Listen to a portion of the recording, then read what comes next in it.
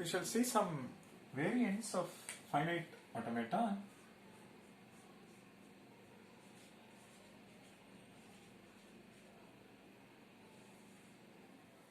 So as we mentioned before, it is a machine which has got a tape where it can store 0 or 1, or if it is base r, it can go up to r minus 1 followed by some special symbol b. And it has a read control using which it can read a cell and move exactly one cell right. What I do is the variant, let me allow write operation. So in the actual model there was no write on the tape. Let me also allow write into this model. So which means it can read a cell and it can move one cell to its right. It can also perform the write operation on the input tape. Now question is FA variant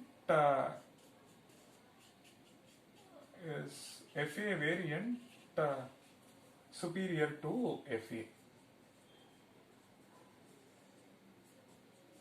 Meaning the computational power of this, is it superior to this? So are there problems one can solve using this but not using this? That is the idea, right? By bringing in variation, we want to increase its computational power, right?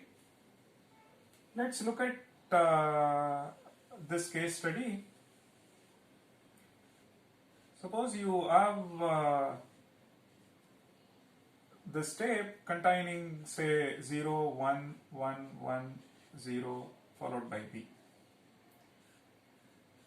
Now this is my read head. Now what I do on reading, because I can write on the tape, let me flip the bit. So let me change this to 1, change this to 0, 0, 0, 1, and I reached the end of the tape.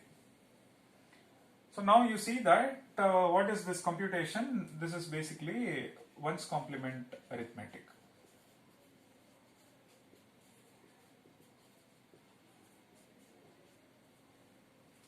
So on reading a bit, I flip the bit. I change 1 to 0 or 0 to 1. So that's precisely one's complement arithmetic. One's complement arithmetic can be performed using FA variant but not with FE. So this shows that the class of problems solved or accepted by finite automaton variant is superior to FE. Here is one computational problem which you can solve using this variant but not using FE. So I've just given you a flavor of what I mean by superior, or what I mean by increasing computational power and so on. This is essentially what we are looking for. So now what is the limitation of FA variant? Now again, what more I should add to FA variant so that something that cannot be performed or computed using this machine can be performed using the other machine. So like that we start increasing the computational power and slowly we reach it to a machine which is close to the reality, which is close to say the actual computer, or which is close to the high performance computing machine that we come across, or which is close to the parallel computing machine that we use these days. That's precisely the idea. And in the process you also understand in the larger dimension, the abstraction, the class of problems accepted by one machine, limitations of each machine, rather than getting into specifics. Fine? That's precisely the idea. Now even with this, I cannot perform again limitations. So I cannot perform A minus B and A star B and say A factorial. Okay. Now let's look at the next automaton, which you have seen in automata theory course. It's called push-down automaton.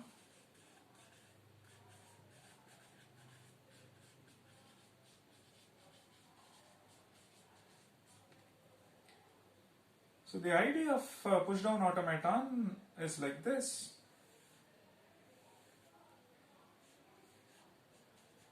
So you have an input tape very similar to this, and on reading a symbol in a tape or one cell, the read-head can move exactly one cell to its right. In addition to that, you also have an additional storage called stack or push-down store, which is why it gets the name push-down automaton, meaning you can store some symbols. So you can store some symbols, you can remember some information using this additional memory or stack. So in some sense, PDA is FA plus this additional memory or push-down store.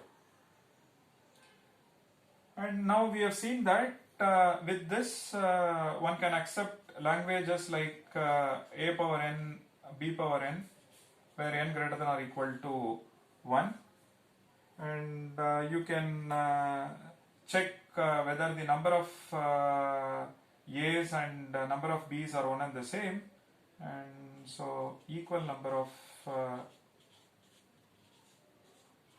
A's and B's. So now let's look at this language. So we want to know whether this language, meaning A power n, B power n, it is not just A power n, B power n. So meaning it consists of AB, A square, B square, B square, A square, and something like AA, B, A, and BB. So it contains strings of this type. So now we know A power n, B power n can be accepted by push-down automaton. Now, is there an automaton? Is there a push-down automaton which will accept this language? And we shall ask a couple of more questions. For example, can PDA accept say A power n, B power 2n, where n greater than or equal to 1? And slowly we get into questions like can we accept A minus B, or can we compute A minus B and A star B and all that.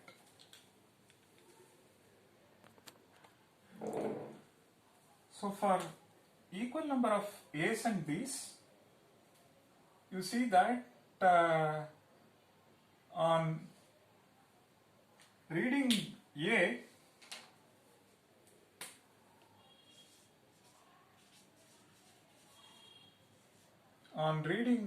A, you say you push A onto the stack. And so, for example, you have AB, AA, say BB. So when you read A, you push A onto the stack. On reading B, you perform pop. In some sense, you remove one symbol from the stack.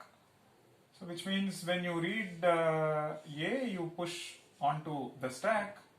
Now when you read B, you pop them out. So which means at the end, this is what you have at the end of this.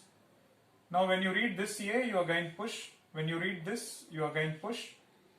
When you read a B, you pop this out. When you read this B, you pop this out.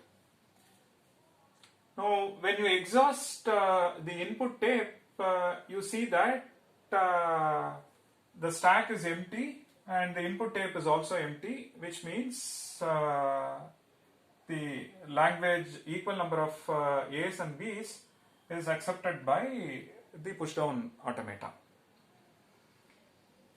Now for A power n B power 2n, what I do is the following. So you have to accept string of this type, say ABB.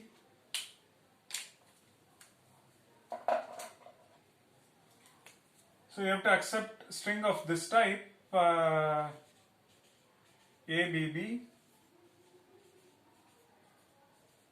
things like this. What I do, when I read 1A, I push 2 A's. On reading this, you push A. Now, when you read a B, say pop, which means 1A is taken out. When you read this B, you pop this out. When you read this B, you pop this out. Now at the end, meaning when you exhaust the tape, you see that stack is also empty, and this shows that the configuration or the automaton design accept precisely language of this type, A power n, B power 2n.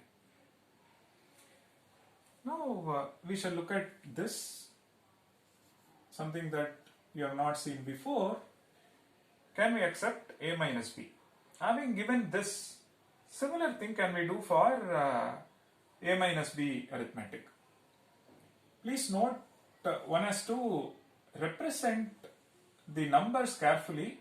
So input representation and encoding plays a vital role. I should represent in a way the machine, in this case it is PDA, the machine can understand. So what I do, let me represent A in, say, unary, followed by a delimiter, then say B in unary. This is representation of A, representation of B. So something like we wish to perform, say 4 minus 3. Represent 4 in unary and 3 in unary. To separate these two digits, let me do this. Okay. Now what I do, you have a read control, it starts reading one symbol at a time. So when it reads the first block of ones, you keep pushing them onto the stack. And so which means you perform push until you see the first 0. And the moment you come to the other side, you switch your strategy, start performing pop.